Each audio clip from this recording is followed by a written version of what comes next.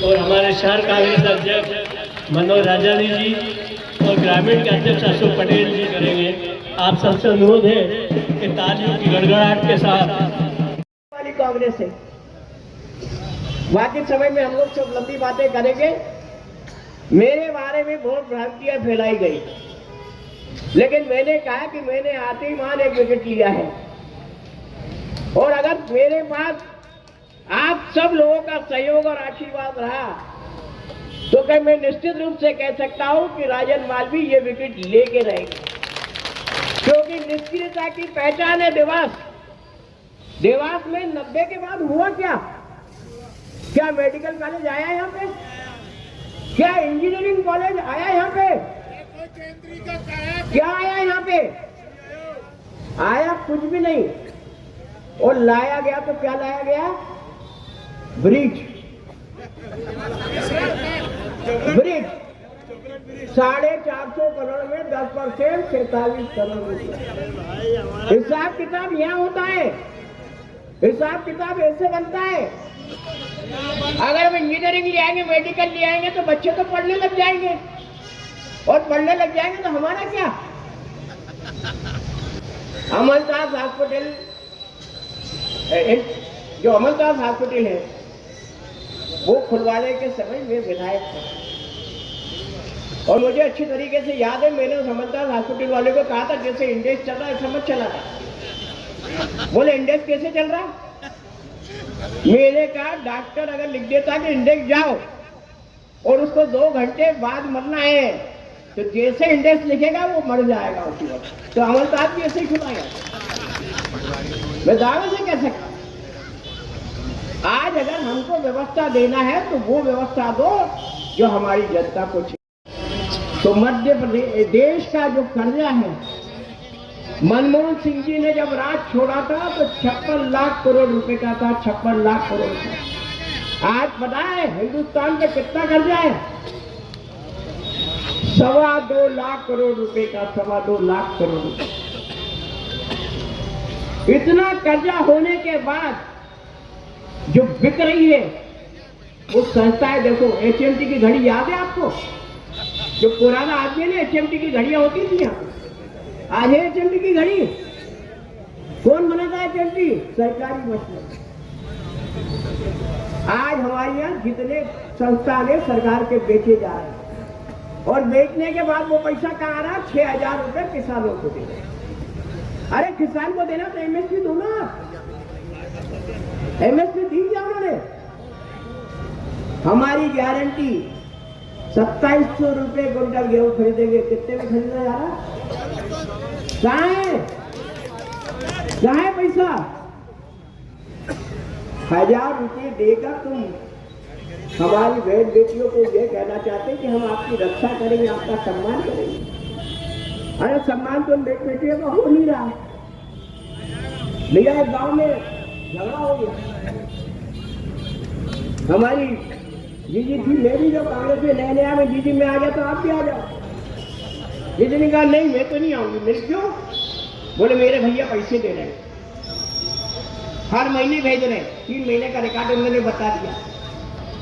चौथे महीने जीजी के खाते में पैसे आए, लेकिन दूसरे दिन जीजी का मुंह सूजा हुआ, हाथ में टूटे हुए। मैं जीजी क्या हो गया? बोले जीजा जी ने ठोक दिया। मैंने किस कारण से? बोल देख मेरे भैया ने 12,500 भेजे, 12,500 भेजे। तो जीजा ने डट लेके 2-4 जज दिया कि तेरे भैया ने 4400 का बिजली का बिल भी भेजा, इसको भरवा दो। कहाँ है डीजल पेट्रोल? मनमोहन सिंह के टाइम पे जो वैश्विक बाजार की कीमत थी उस हिसाब से आज 60 रुपए लीटर डीजल और 70 रुपए पेट्रोल मिलना चाहिए। मिल रहा है क्या? ये पैसा भारत सरकार के माध्यम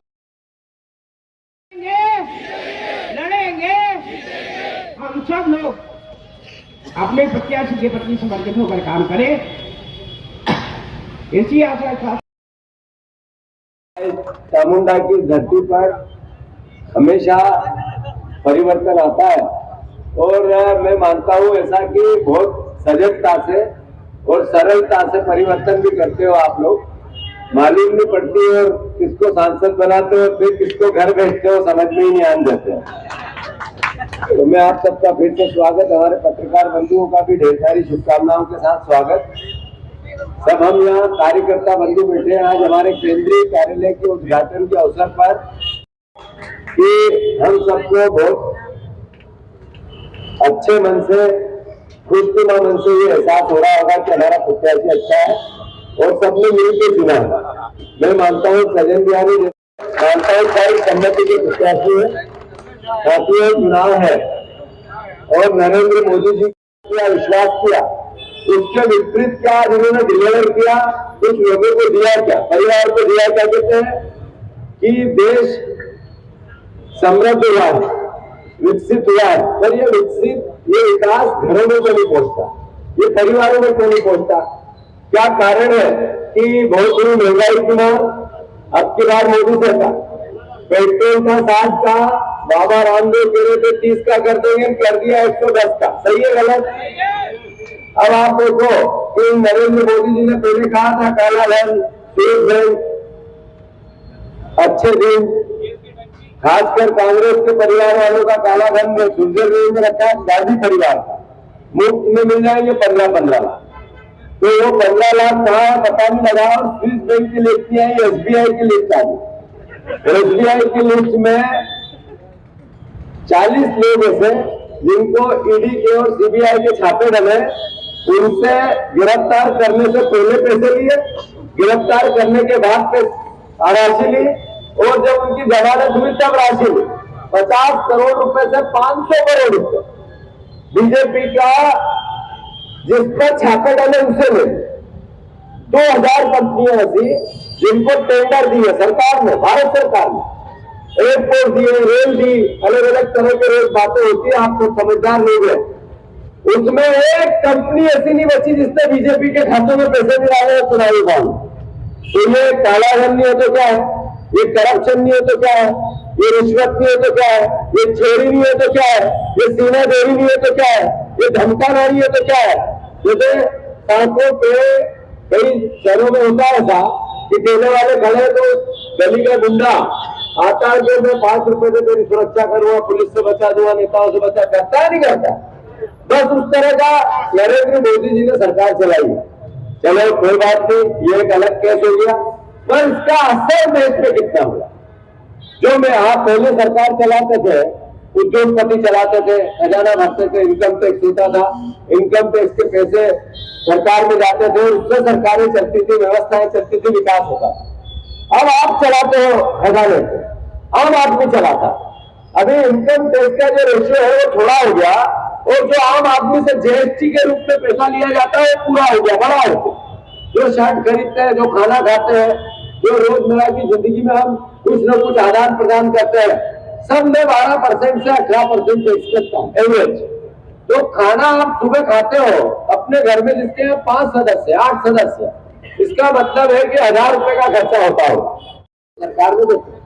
उस पैसे का इन्होंने किस तरीके से दुरुपयोग किया, कैसे टेंडर दिए, कैसे उनसे वापस बीजेपी में पैसे लिए, ये एहसास आप सबको, देश की जनता को, आम लोगों को करना चाहिए। अरे किसानों को कहा था आपके समर्थन मूल्य कंप्लीट करके देंगे MSP। नरेंद्र मोदी जी ने क्या कहा, खाद कितने का, बीज कितने का, कितने की उगाई, कितने की बुड़ाई, सिंचाई का अलग से करो, ट्रैक्टर का अलग से करो।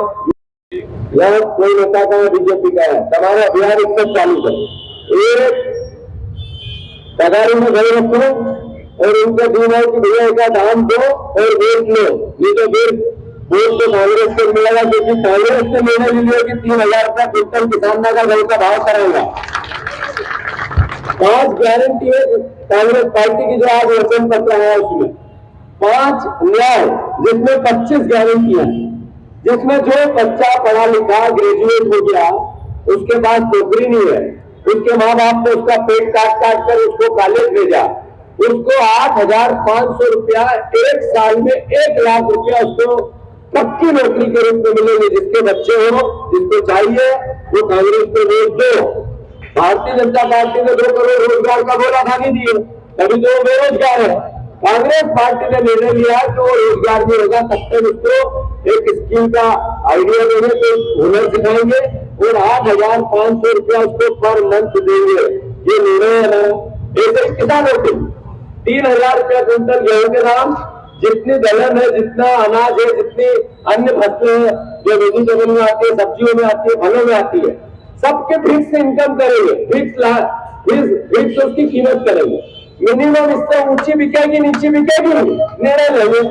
इसके अंतर्गत 3,000 रुपया क्विंटल किसानों से गेहूं का दाम करेंगे। इसलिए आपको गेहूं को देखा कि ये लोग या दिला दो हमको पहले दे, नहीं तो ये हम देंगे इसलिए हमें दो। ये आप लोग भी सबको बोले गए। जैसे ही बीजेपी ये कहती है, बहनों को भी सुना रहे थे जीजा जी का किस्सा, दीपक बोला कि जीजा जी ने बहन को सुझा दिया, सुझा इसलिए दिया कि बिजली का भी महंगा रह दिया।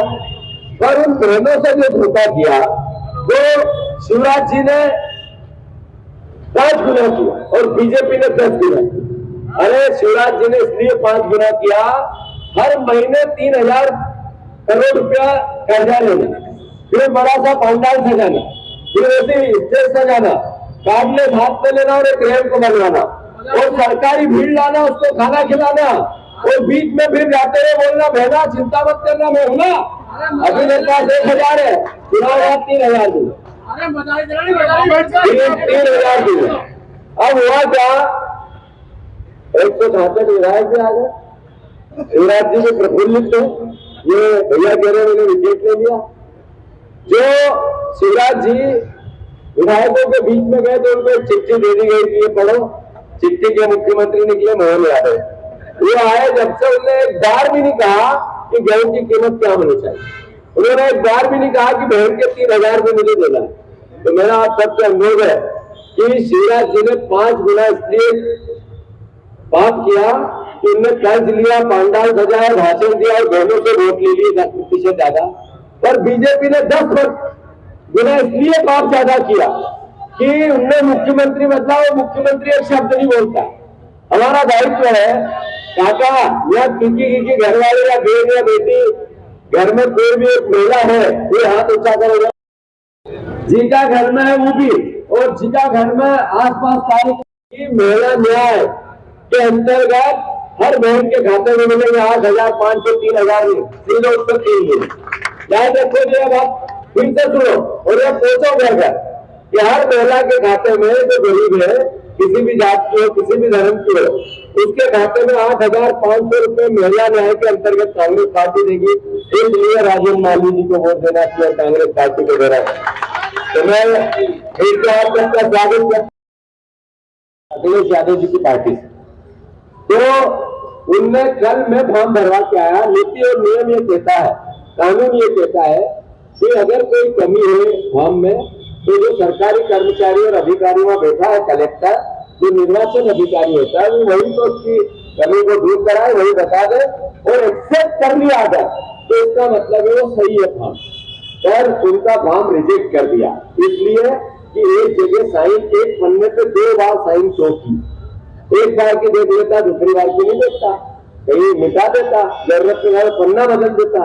कारण क्या बताया गया, ये बताया गया कि 2 बार एक पेज पे सिग्नेचर थे, एक पेज पे सिग्नेचर नहीं थे। सेकंड, उन्होंने ये बताया कि जो निर्वाचन नामावली होती है वो अब भी जो लेटेस्ट निकलेगी वो उसमें डालनी थी। उन्होंने जो निर्वाचन नामावली है वो नेट से निकाल के उसको अटैच करवा के डाल दिया। मतलब कुल मिलाकर सीधे सीधे लोकतंत्र की हत्या। नरेंद्र मोदी जी कहते हैं अब की बार 400 पार, बीजेपी कहती है 29। ये सही नहीं है। ये विचार करो कि एक दिन ऐसा आएगा जब वोट देने का अधिकार नहीं रहेगा तो क्या होगा। विचार करो जरा, एक बार कल्पना करो इस बात की कि चुनाव ही नहीं हो मान लो, और चुनाव हो तो ऐसी पद्धति से हो कि मैं लड़ू तो मुझे ही देना पड़े, दूसरे को आप वोट ही नहीं दे सकते। तो फिर क्या हो, जो लोकतंत्र की मूल भावना अपने चयन की, जो मतदान के अधिकार की, वो समाप्त हो जाएगी तो क्या हो। तो मैं मानता हूं कि आप सब इस बात को समझते होंगे कि आज जो फॉर्म रिजेक्ट किया ये तानाशाही की प्रथम सीढ़ी है मध्य प्रदेश में।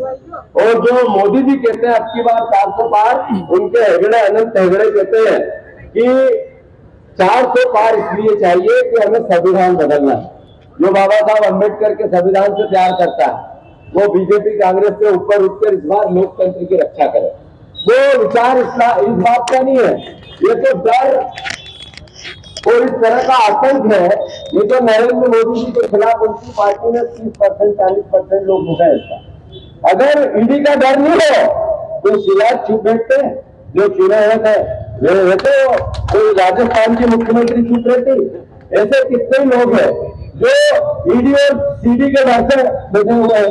तो मैं आप सबसे फिर आग्रह करता हूँ, लंबी बात हो गई है, पर आप लोग लोकतंत्र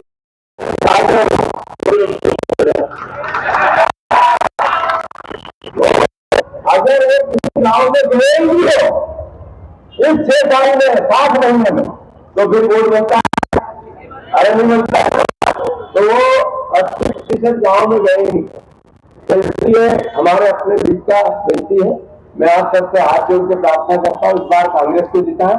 मैं अपने परिवार में आया हूँ, मैं अध्यक्ष के रूप में मेरे परिवार के उपस्थित हुआ। मेरा रिश्ता जैसा राम से है,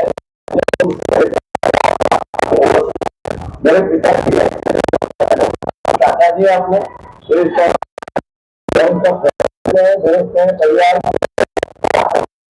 ऐसा विश्वास